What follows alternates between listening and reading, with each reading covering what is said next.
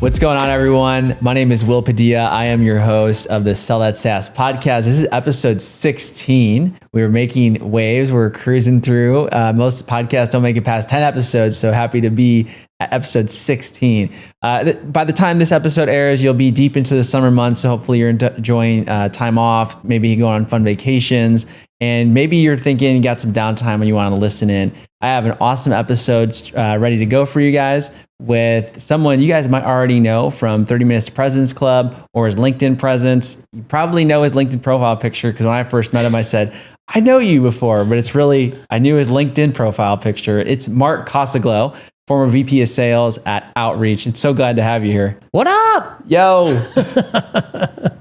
So Mark, sunny Scottsdale, up in the Boulders. It's a nice area. It's not too bad. Yeah, we got a little house on the golf course. Do a little Airbnb thing, having some fun. Yeah, but you rang. You're like, hey, I'm in Arizona. I'm like, I'm in Arizona. Let's do this. Oh, so grateful. We Mark and I actually met in New York doing a product advisory meetup for a company called Twain. Mm-hmm. And it was great just to be around a lot of other like-minded creators, whether it's through LinkedIn, YouTube, TikTokers. And we quickly connected at dinner and kind of talked about even some more personal stuff. We got deep, bro. We got deep. I have a tendency to get people talking like that just because I'm a curious individual about. And I'm an oversharer. Peanut butter and jelly. Except for everybody around us, I was like, what the heck are they doing? Yeah. I swear he's not lying. Yeah, we were kind of getting into a super deep conversation, and then everyone else was kind of like, what are they talking about? We're getting real is what we were doing. We're getting real. Making a relationship. Exactly. And so I felt like I really got to know you there. And I was also just curious as my own self as a rep of Mark, share some of that wisdom you have of all these different roles you've had in different sales capacities and, VP of sales at Outreach. I mean, that one really stuck out to me I've always been a personal fan of Outreach, definitely a power user, love the product, have tried competitors. It always just seemed to fall flat on the face and nothing kind of compared to Outreach. So it's just like asking you sales questions, career questions, and appreciated your insights. Yeah. Well, you're single. I'm single. I thought I'd take my shot at dinner. Didn't work out for me, but I took the shot. No, just joking. No, man. Like, listen, I got a lot of questions about Outreach. Outreach was a magical moment of my life, 8 years. I was lucky enough to meet Manny Medina when it was just him and his 3 co-founders, and they hired me as the first employee. And I led sales to about $250 million. And, I got a master class in product and go-to-market and marketing and how to success people. And probably the greatest benefit of that job was because of what I was doing, I got to meet with the greatest go-to-market minds on the planet almost daily. And it was like, I don't know what's beyond a PhD. If there's like a PhD, that's what I got at Outreach by just being exposed to all of these people that had these well-informed, experimental, like, let's try this kind of stuff, or this is what's worked for me and this was what hasn't. And it was a real humbling experience, but like as a learner, it was like I woke up every day and I was hungry and like, feed me. Sure. And I got a lot of food. Yeah. I mean, fast growth startup, blew up, continually got multiple rounds of funding, big rounds of funding. So tell everyone, just a little bit about that process of being at Outreach and also just kind of like your social presence right now too. Cause I think that's a huge part of who you are today is a lot of your LinkedIn posts and just your social following. Yeah. I still can't believe people read my stuff, honestly. And I was a big journaler. And what I did is I transitioned my journaling into posting. And so it wasn't a big departure from my everyday anyway. And a lot of people don't believe this because I do a lot more long form stuff, but I do between 20 and 30 minutes a day and that's it. Like if I can't bust it out in 20 or 30 minutes, I'm not doing it. It's a bad idea. It's overly complicated. So if I can explain it to you in 20 minutes of writing, then it's going to make sense. The way that started was I met a guy named Max Altshuler. Max Altshuler started Sales Hacker. He owns his own venture firm called GTM Fund. Max had always been around Outreach. He was an early seed investor. But he was playing kind of like the neutral ground at Sales Hacker, where he was having to entertain all the different vendors to bring them into the community he was creating. So I was like, what do I think of Max? I'm not sure. Well, Outreach acquired Sales Hacker, and Max and I became good buddies. And he was helping me in deals. I was, I don't know what I was doing for him other than stroking his ego by telling him how awesome he was and how handsome he is. But anyway, I was jealous though, because we get into these big deal meetings and I bring my reps in and he'd be like, oh, I know somebody there. Oh yeah, let me do an intro here. Let me do this and this and this. And I'd be like, this guy is a mover and shaker. Then we went to this huge Gartner conference in Las Vegas, and we literally couldn't walk from our booth to the bathroom in 4 hours because so many people stopped Max. And I was like, Max, what did you do? And he's like, it started with me posting. Whoa. And so he had this real rhythm of posting, and it really expanded his audience, and then he capitalized on that over time. So I just started doing posting, and what got me really that first beat, because what happens is if you're consistent for a while, the algorithm notices, and then you start to get this increased inflection point, and then you get a couple viral things, and now you're kind of on a different tier, I think, in the algorithm, and it treats you differently. And I did this thing called #execs_hate, and I would be like, #execs hate when you demo, and you don't think that they do. Here's why. Hey, #execs hate how you do discovery, but you keep doing it the same way because you're dumb. And I just kind of really threw this execs hate thing for probably 3 or 4 months, and it just kind of created this huge audience and pool. And that got to me, say, to my first 20, 25,000 followers. And then I've had to iterate since then, but I'm up to, I think, almost 51,000 now. And, it's funny for me, I was at SaaSter this year, and it was my first conference I'd been to in a long time because of COVID and whatnot. And I get there and people asking to take selfies of me. And I'm like, what? You don't want a selfie of this? I'll take a picture of you. You look great. But yeah, that was kind of what happened. And your thing, people kind of know me, and I write and I post how I talk. If you listen to me, talk to my kids, talk to my girlfriend, talk to my people that work with me, people that I admire. I'm just me all the time, and that's me in the post. And I think that creates a lot of relatability. That's what it feels like. It does. It's that authenticity effect, which I think you do a great job of. When I first met you, similar to your posts. And I was appreciative of it. I'm not smart enough to come up with an alter ego. I can barely keep track of my own ego, much less another one. That's just can you imagine if you're like, oh no, that's just an online personality. I can't do it. It has to be both. So your content, you do a lot of LinkedIn stuff. Have you thought about expanding maybe a YouTube channel presence? What are your thoughts on the LinkedIn future of your content and expanding to different channels like YouTube or maybe TikTok or Instagram? I do the posting as, like I said, a journaling exercise, but my teams and my companies have huge benefit for it. That would probably intensify or increase if I went to do other stuff. But for me, it's a time thing. I can spend time coaching a rep, or I can spend time creating another YouTube video. I would rather coach a rep, right?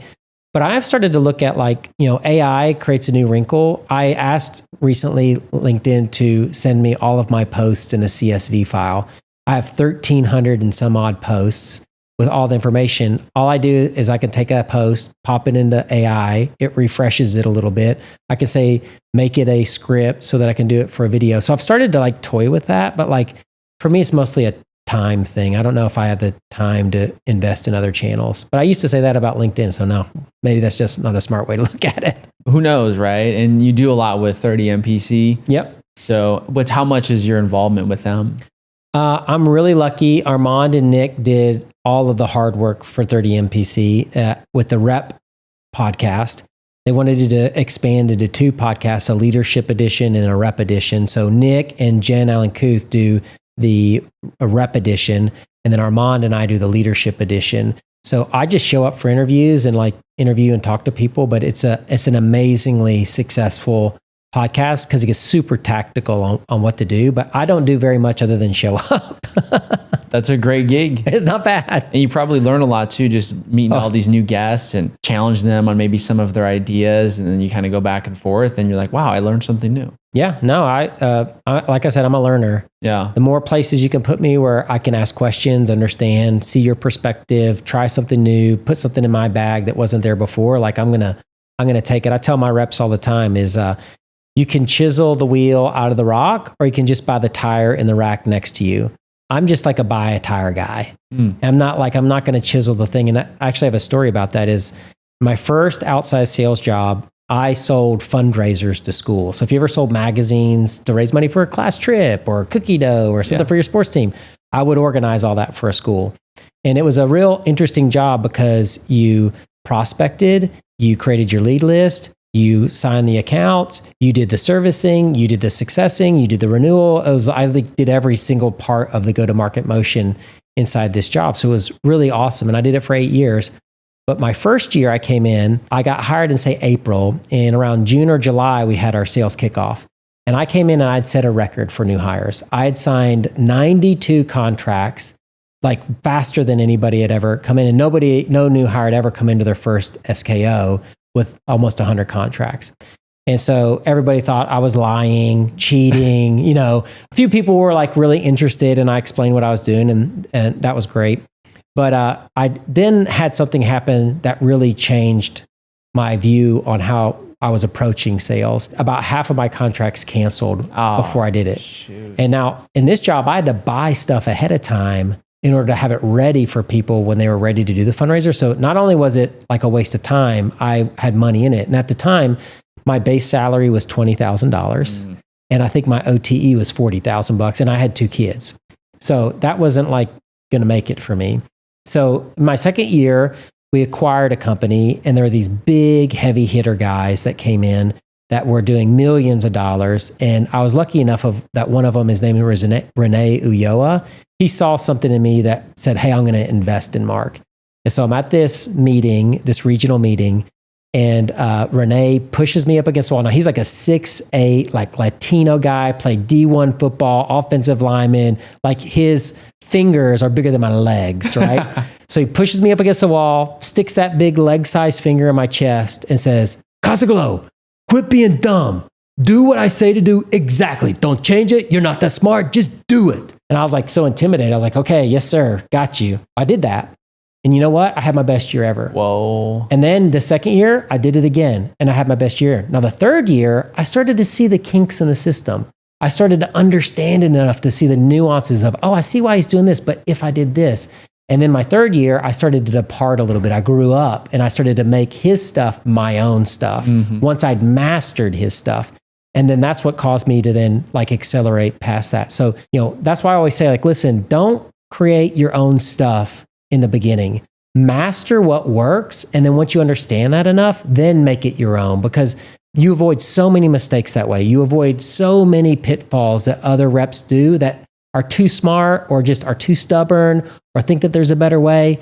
Listen, some of these old hats, they've made all the mistakes. Like, just let them make the mistakes. You skip them. Yeah. Do what they say in the beginning. And once you understand it enough to iterate, then iterate and make it your own. I think that that's like a huge benefit for a young seller. A lot of young sellers tell me that they have problems with their organizations giving them a script for a cold call. What are your thoughts on that? So when I went to this job, it's called Great American Opportunities. Horrible name. But I went to this thing and they gave me a 2-page script of how to run a sales call. Sure. And they said, you will come in and you will, recite this script to the person when you get to the office. If you don't get 90% accuracy, you go home.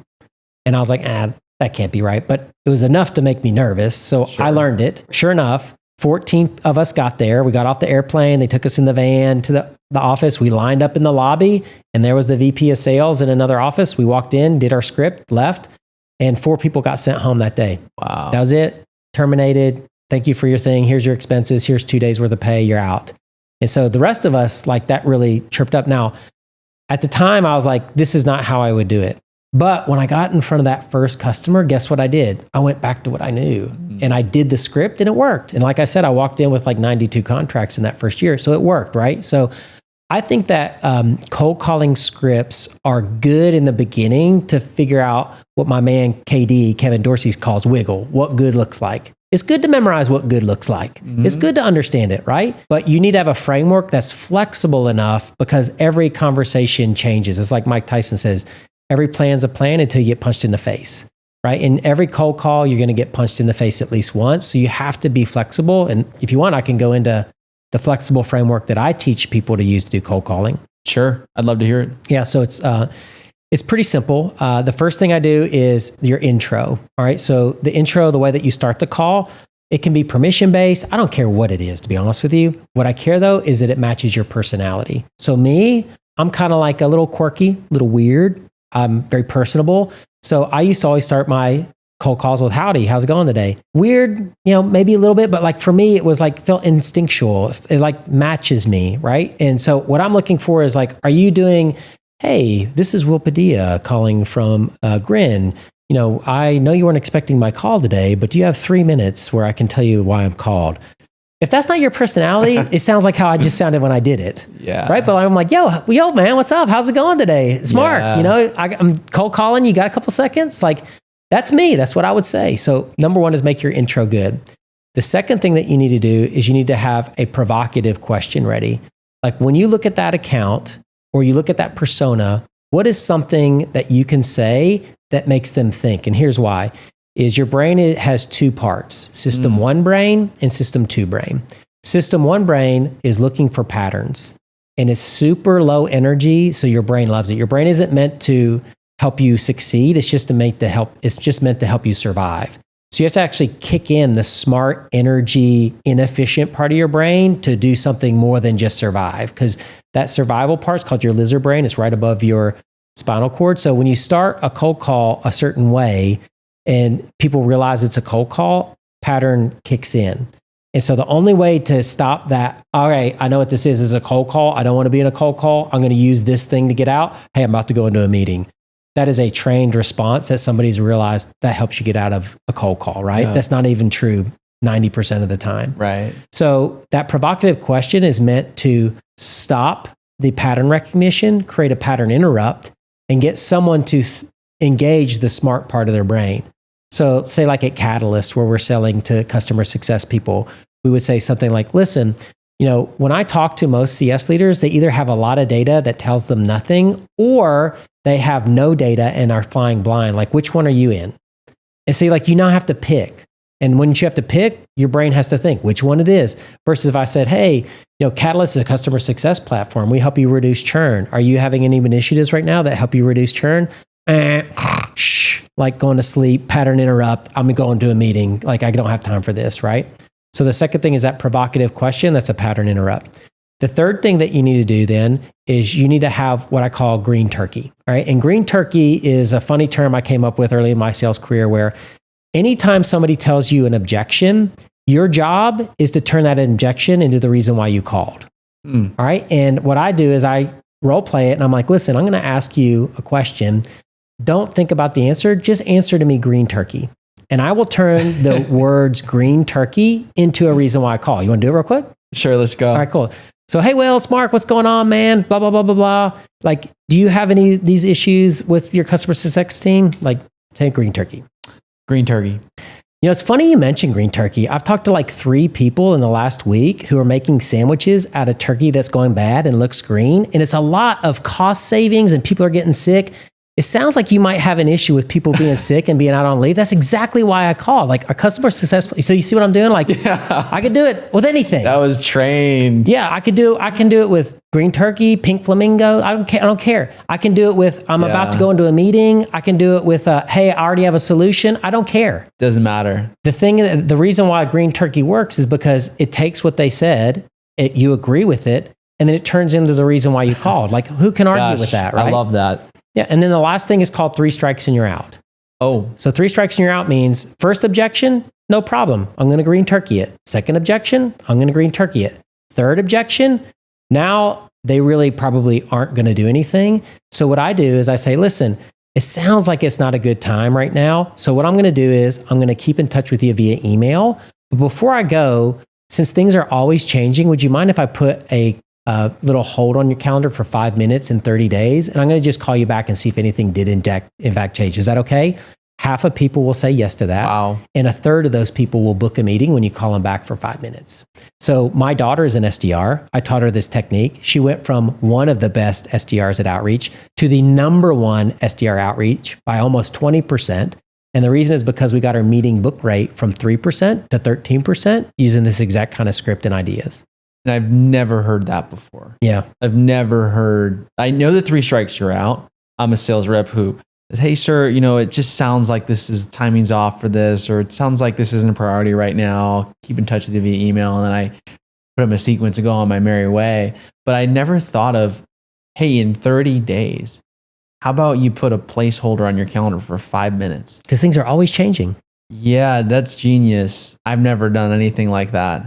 Nor have I been taught anything like that. One of the things that it does is imagine next month when you have 12 of those calls on your schedule, how you come into that month as an SDR or as an AE who's prospecting. And you're like, dang, I know I'm going to get 3 or 4 meetings just off of what I got on my calendar. Shoot. That momentum's there. And sales is a momentum game. If you got it rolling, you're going to keep it rolling. Is. When you're stop rolling, it's hard to get that ball going again.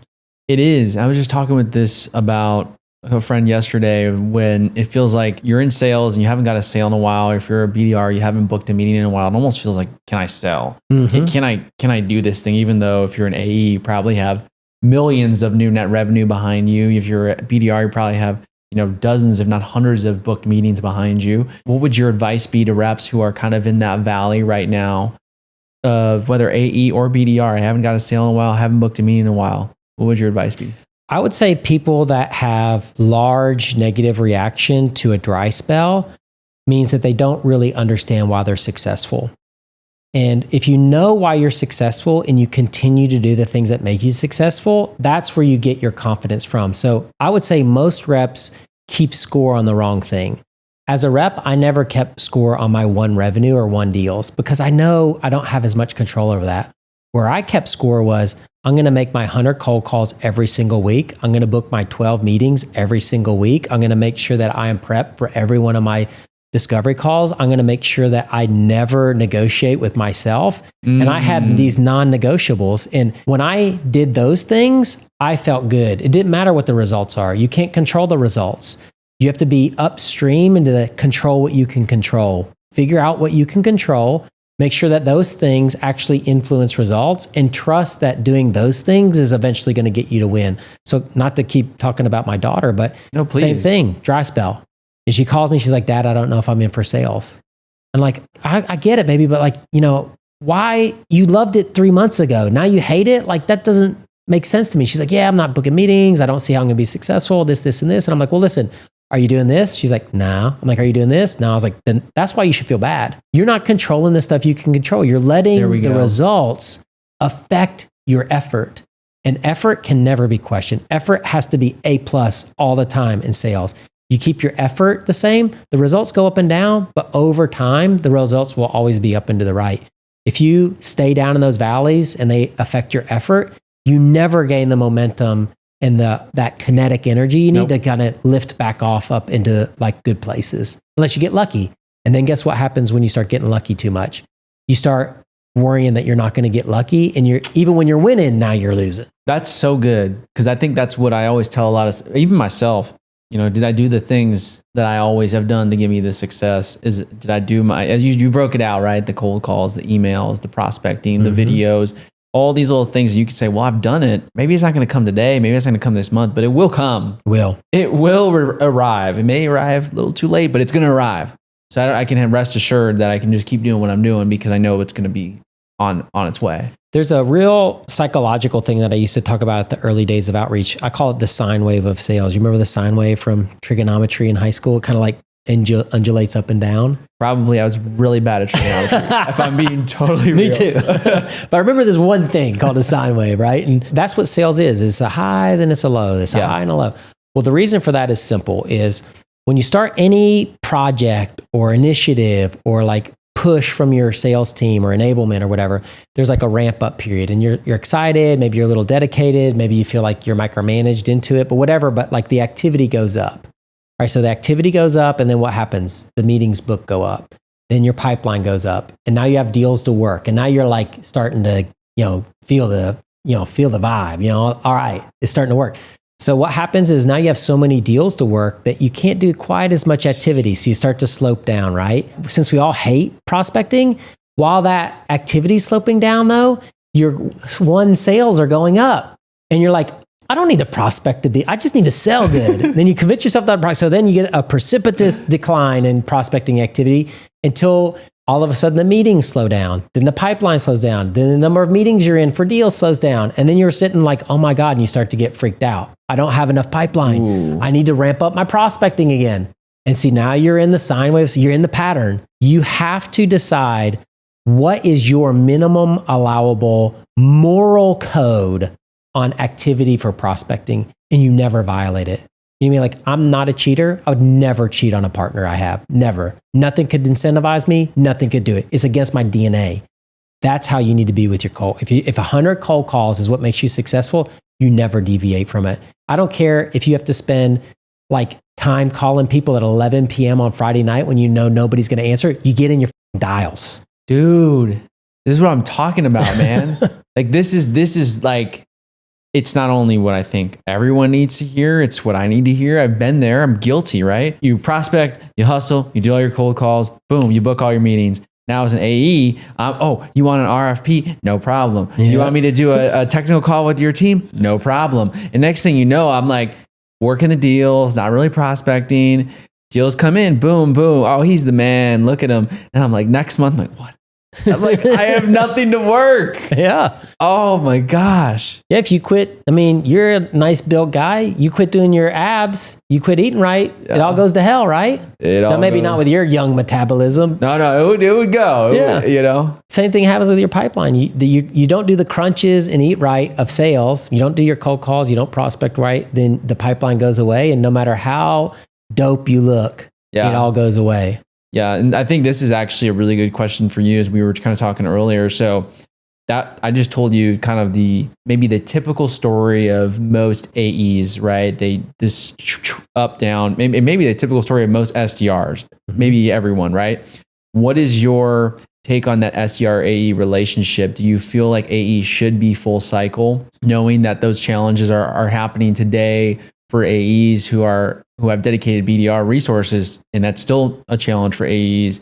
And what do you think about that? Do you think the AE SDR model as it is today is a good split?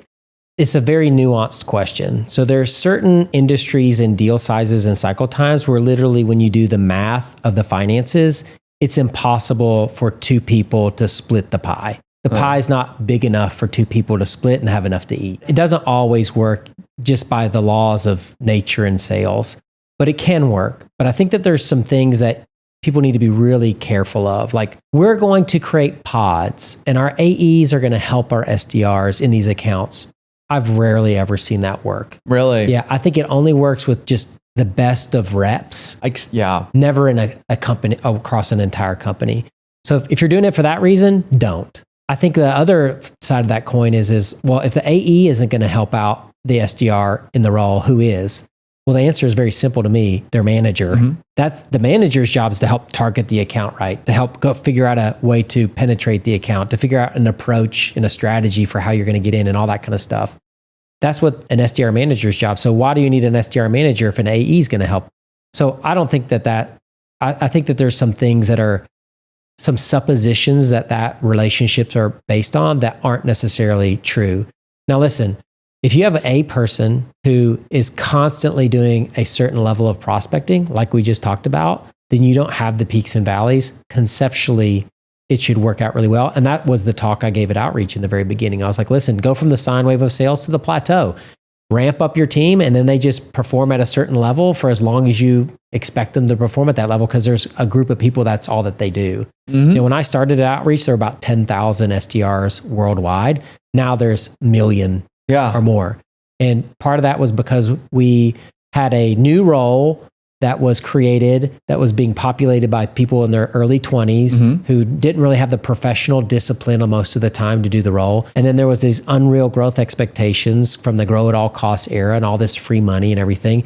And then Outreach came along with like, well, we actually have technology that can force discipline on your team. So it was like the perfect cocktail of like, wow, young people can prospect like a pro using the pros methods, and we're meeting the growth needs of these companies in this environment. Now that everything's kind of changed, like that might not always be necessary for a company to be able to hit the growth rates, because growth rates are now a little bit more modest. It maybe means that it was a little bit financially tough and money was free. Now money isn't free and it's hard to get. So we can't quite be as liberal with those experiments. But I think that SDRs are evolving. And I think that SDR leaders who aren't trying to figure out the next phase will be phased out. I really do believe that. I agree. The pod thing is interesting. You mentioned that. The best time I ever had as an AE was with my pod. I had a pod. So I was 2 reps that reported to me, the top performing pod. And as you said, it works when you have really good people together. Yep. But then there was complaints internally as says that's unfair that he has those 2. Yep. When you were the one that was helping them to be those 2. And that's what we were trying to establish is that I spent, 3 to 4 hours a week. I was pretty much, you said it, their SDR manager for that year and a half we worked together. I was their literal manager. I was, hey, what do we need help with on accounts today? Hey, okay, I know this one rescheduled. Like, what do you need? What help do you need? You want me to call them? Like anything you need? Like, let's get them back on the books. And it was like this little 3-person machine. And we just made so much money. But everyone else wasn't really. And then they crushed the pod structure. Yep. And then it went to a round robin. And I had some struggles with the round robin because I couldn't control the outcome of what I was always going to get in terms of a meeting. Because I handpicked all my SDRs and my pod's account list. So I knew if a meeting came in, it was going to be a meeting I wanted. Yeah. So it was an adjustment for me. And then I turned to more of a full cycle rep where I feel more comfortable as myself being more full cycle, where I can control what books on my calendar. I still have BDRs come in and book me stuff, which I'm grateful for, but I like to have a little control over what books. So Pods are tough. I mean, if you have a great SDR and a horrible AE, the SDR gets punished. If you have a great AE and a horrible SDR, the AE gets punished. And the only way to spread out the risk and of that variability is with round robins and pools and stuff like that. Listen, man, you're unique. Not a lot of reps would be willing to take the time to do what you did and to help their SDR counterparts be successful. Most AEs are just kind of like, well, listen, that's your job, figure it out. Oh, that's what I hear all the time from AEs. And that's why everyone's talking right now about let's have AEs go full cycle. I just think, have you talked to a lot of AEs? Have you talked to a lot of SaaS AEs? And I'm not taking shots, but a lot of them are kind of lazy. Like they're really good closers. They're amazing closers, but they don't want to prospect. Mm-hmm. We're talking, I'd say the majority of enterprise AEs, mid-market AEs. 80%. How much? In my experience, 80% don't want to prospect. Don't want anything to do with it. I just did a post today that seems to be catching a little fire. And in that post, I explain why I don't think SDRs are dying. Sure. But that doesn't mean they don't need to evolve. Like they will die if they don't evolve, but I don't think they will die. So first of all, if full cycle AEs worked so well, why the heck did SDRs get started? And that's my question. Yeah, right. That's an easy one. Here's another one. 10 years ago, when there were mostly full cycle AEs compared to now, the compound inflation over the last 10 years is 22%. So $1 is worth about 22% less than what it was worth 10 years ago. Quota inflation for an average AE has gone up 150 to 300%. So a 10x difference between inflation and quota inflation. So we can say that AEs used to be full cycle and that worked, but then why did SDRs come about? And we're asking for, on a dollar basis, a 10x increase in production. That doesn't make any sense. Here's another one. 10 years ago, just in MarTech, there were 150 MarTech solutions. Guess how many there are right now at the end of 2023? I'm just going to guess 10,000. 11,000. So we've literally 10x'd the number, almost 100x'd. Let's call it 50x'd. The number of valuable solutions in a space. How the heck is an AE supposed to learn all that, manage that? You can't, right? And if you have to prospect all the time too, that makes it even harder. So there's a lot of things that are different now than they were that says to me that full cycles AE seems like a lazy decision. It seems like it used to work. Now then we didn't do it. We got growth at all costs. Then probably have all the reasons why it happened. And so now if we just return to what it is, everything will be good, but things aren't the way they were. If 95% of SaaS sales companies are going to go out of business, and all of a sudden quotas are going to return to the levels that they were in 2010, sure, maybe we could redo it, but that ain't happening. No, it seems like it's just always, and I'm curious on your take. I am getting the take from a lot of other tech companies I'm talking to. This is not 2021 anymore, right? Where it's 2021 was like anyone can make money. That cash. anyone in SaaS can make money. I mean, my goodness. And so now it's definitely, I feel like expectations they're still very high, but I feel like they've came down from 2021 maybe for my company, but I don't know if that's correct, kind of overall market.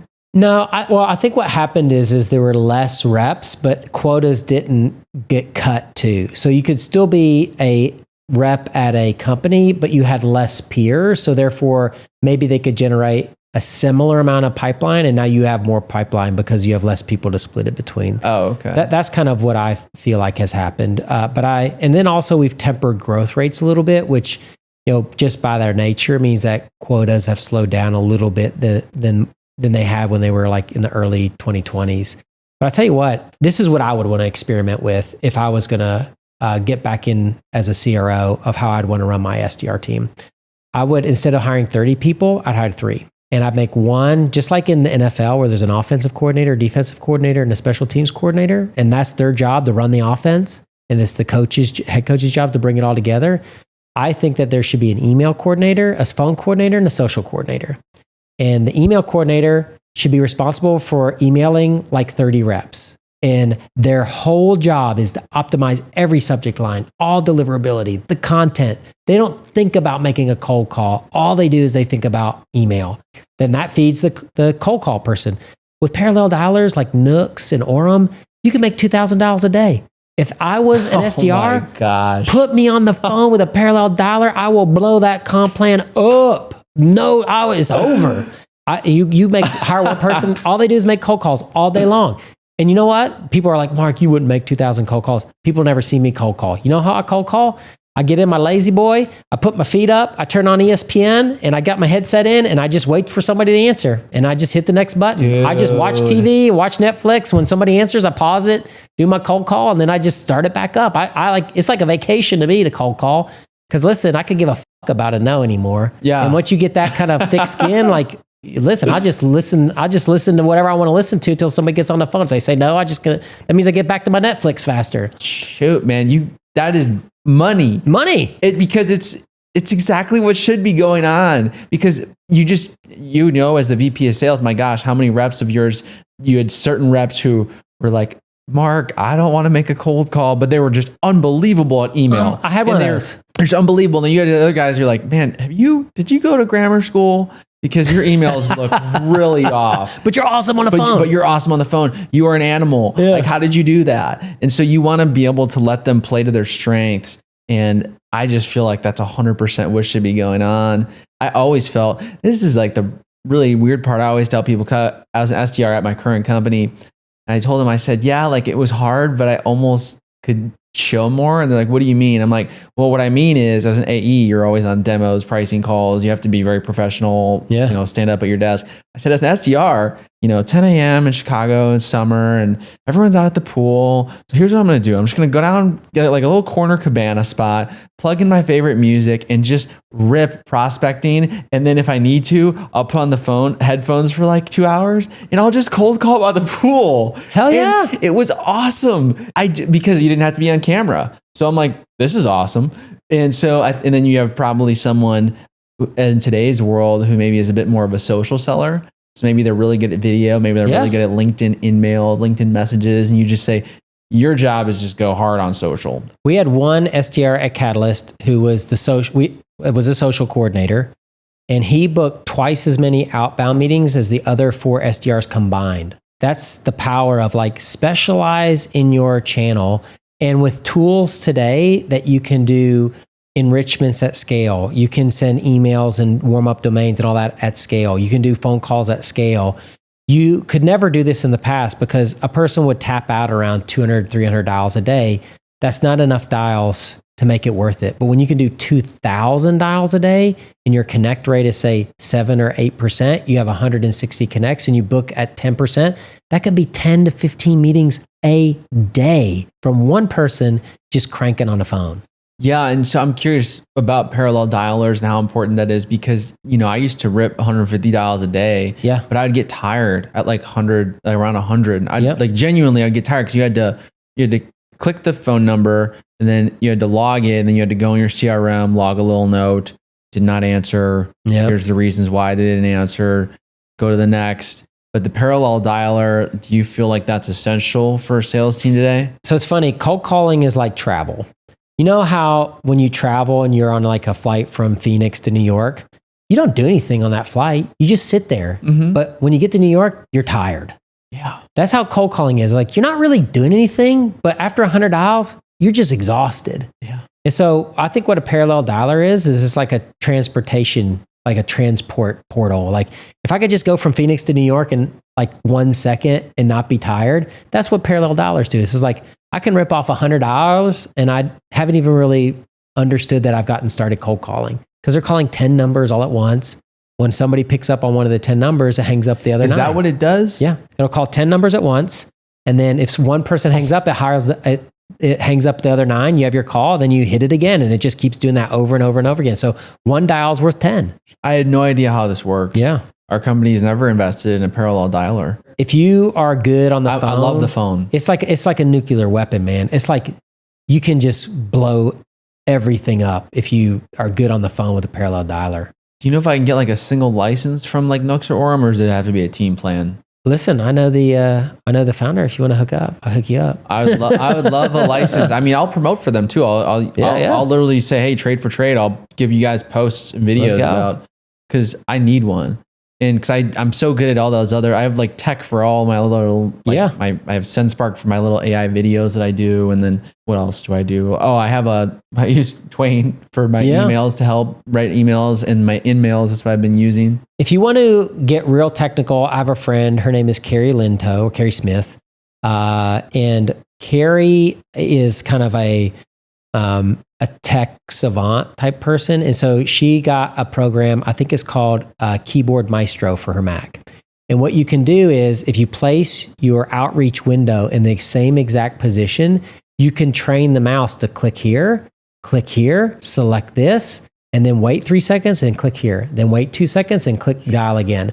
So she mimicked a parallel dialer in that she would just hit her Keyboard Maestro macro, and it would just keep doing all the click paths over and over and over again. So she would like hit spacebar to pause it if it answered or she was listening to it ring, and then she hit spacebar again, and it would just click the disposition, left voicemail, whatever. And she had it all completely jazzed up.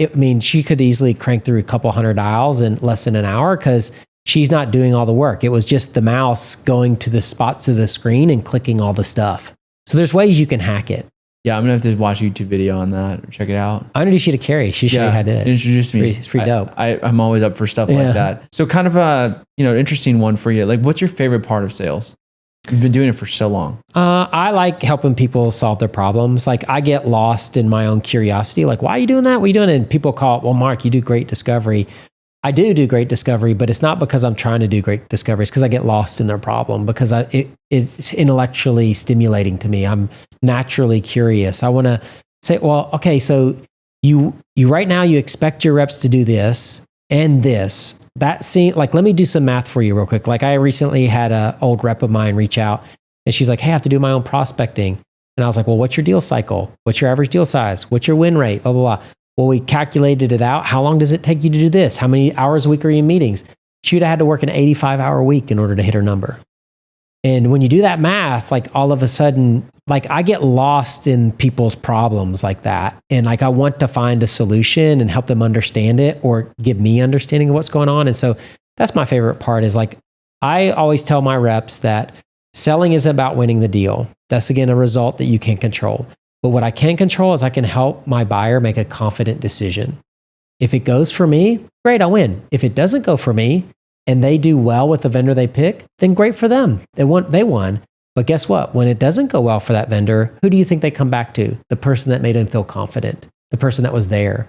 And so we would, a lot of times at Outreach, we'd lose deals to Sales Loft, and we just call that future pipeline. If we treated them right, we knew they'd coming back.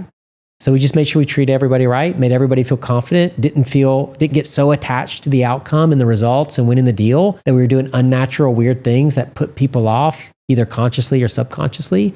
We're just like, just want you to make a confident decision. How can we help you be confident? If it doesn't go for me, but you're confident in what you're doing, I love that for you. On that note, another one real quick. What would you say to a rep? You sold sexy outreach, which everyone loves. I sell very sexy influencer platform. A lot of people love it. What would you say to a rep who says, hey, I don't have a sexy software to sell? We're not even in the top 10 on G2 type thing. I sold the least sexy thing on the planet. Do you remember when you were in elementary school and you had a homework pad and you had to write your homework in it and your parents had to sign it when you went home? Did you have to do that? I'm sure I did. I bet 90% of students in America. I ran a team that sold those. Paper planners sold to students for $1.25 per student. That's what I sold. Yeah. All right. So, but for me, it wasn't selling a stupid paper planner. Like, again, like what you're selling, you have to believe in it. If you don't believe in it, then get out. Like, it doesn't matter if it's sexy or not. Like, believe in what you sell, right? Because otherwise you're being untrue and you're not aligned to like, this is what I believe in and I'm selling something I don't, people are going to feel that, right? So I believe that kids needed to be more organized. And so I would just walk in with a different energy. You know what I mean? The other guy that was like, I'm just selling paper planners. I can't wait to get out of this job into something that actually makes me money. That's not how I looked at it. I was like, man, there's a school of 800 kids in there. I bet you 400 of them are like me and never wrote down their homework. And then they wake up the next morning, they're freaking out or they're getting bad grades. Like, I can help some of those kids. And I get in there and people feel that energy and that authenticity. If you're down in the dumps about what you're selling, you know what? That's on you. That ain't on your product. The only product that you shouldn't sell is one you don't believe in. Dude, I'll sell anything. I'll sell this fucking chair right now. I don't give a shit about chairs, but I can if I want to. I love this because you're basically using the objection of the reps. You did it subconsciously. Using the objection of a rep saying, well, I don't sell a nice software to like, you should be able to sell anything. You got to be passionate about it. Find ways to be passionate about it. You said you could sell this table. I'm with you, man. I mean, would I want to always be in the industry of tables? Maybe not. But if someone said, go sell this table to 10 people, I'd figure out a way to get passionate about a table. I'd probably watch a YouTube video about the marble that they use, the construction, the designer, and I'd find a way to get passionate about it. And you got to. That right there is so key. Enthusiasm sells. It's been the difference maker, I think, with a lot of really good reps I see, and I'm sure you too, this enthusiasm they show up with, they're ready to go and they're saying, I love this product and you're going to love it too. Yeah. So people buy on emotion and then they justify with reason. If you can't transfer passion to somebody, you can't sell. You have to transfer passion. And at Outreach, that was one of my interviews criteria is I wanted to see if people could transfer passion. And I remember I talked to this one guy and I was like, hey, tell me something that you're passionate about. I didn't finish the rest of the question, which was now make me passionate about it. I just said, tell me something you're passionate about. And he's like, man, I was like, I know this sounds weird, but I'm so into interpretive dance. And I was like, oh, here we go. Like, I don't care about interpretive dance. But he's like, man, imagine being on a stage with like 30 other people. You've been rehearsing for 6 months and like every arm angle is perfect. Every time you pop it, everybody's popping it the same way. The music's busting. And every time you stomp, like you feel everybody else's stomp come up through your thing. And then the crowd, I was like, sign me up for interpretive dance lessons. Let's go. Yeah. I know. Sounds dope, right? Yeah. And so like, that's what I'm saying is like, if you can't do that about your tech software or your table or your chair, you're not going to get somebody excited. You're not a seller. And then they're never going to buy. But then you have to get to the second part, which is now I have to justify that excitement because people will now have decision reluctance. Once you make a decision, somebody can point the finger at you. And so humans don't want to be accountable for their decisions in general. So people then avoid making the decision, even though they're excited to buy. And that's when you're like, man, they were so pumped. Where'd they go? It's because you didn't change tactics. Getting somebody to get excited to buy is very different than helping them justify the reason why they want to buy with facts and figures and data and all that kind of stuff. And when you stay in emotion mode, when people are in reason mode, then that's when they're like, man, this guy's overeager. Like, what's going on with this stuff? But when you can sense, all right, I got them. Now it's time to help them justify this purchase so they feel confident in doing it. Then that's when you have to switch your mode and switch your energy, take it down a notch a little bit, and then start to guide the buyer. Don't let them guide you. You guide the buyer. And And when people are trying to get over decision reluctance, the number one way to do that is to give people a plan of what to do. People respond to plans. They don't respond to open-ended, well, I like this, but what do I do now? Nice. Very well said. Okay, Mark. So give a little bit of, insight of how people can connect with you. And maybe just one last thing is, what's one trait that you feel like every seller this year should work on to stand out in their company? So I'm on LinkedIn. That's the only thing I'm on, as we talked about earlier. So yeah, check me out on LinkedIn. And then I think that I have a 3-part formula to this answer. Let's go. Part 1 is work ethic. If at the end of the day it's 5 p.m. and you're at 90 dials and you should do 100, do you do the 100 or you're done at 90? I want people that do the extra 10. All right, work ethic. Second thing is curiosity. All right, there's 2 types of curiosity: internal, external. Internal curiosity is, why do we do it? Why is our process like this? Why is my product the best? Why do we position it this way? What is this technical thing? How does this work? That's internal curiosity. External curiosity is, why do you think that way? Why do you have this problem? What things have you tried in the past? When you marry internal and external curiosity, you get my 3rd trait, which is making a connection. I think humans have begun to lose the ability to make common sense connections. If I'm selling a fan and you're hot, if I don't make the connection that the fan will cool you off, people will be like, I don't need a fan, even though they're hot. And so work hard, make sure that you are internally curious, you're externally curious, and then make the connection between what you learn internally with what you learn externally. If you do that, you'll kick ass. Guys, this was an amazing episode, at least from my perspective. I learned a lot in this. Everyone should rewind multiple things Mark said about what really stuck out to me this whole episode was your own internal accountability. What are these non-negotiables with yourself that you won't break? I've been guilty of it, where I say, I'm going to do 100 dials for the week and I finish at 90 because I say everything's good. But what really sets people apart is that, no, I'm going to finish. I'm going to do 100. And I think everyone listening, doesn't matter if you're in software sales or different sales, put those non-negotiables together, figure out what those are, write them down on a piece of paper, have them up on your desk. Don't break those. Even if you're freaking, Mark said, even if it's 10 o'clock, you know who's up at 10 o'clock at night? Australians. They're waking up the next day. I'm serious, man. Let's go. You have a whole market to sell to. New Zealand, Australia. I'm just saying, guys, there's no excuses. This is a message to myself as much as a message to you. So everyone, connect with Mark on LinkedIn. Really enjoyed this episode. Episode 16 in the books.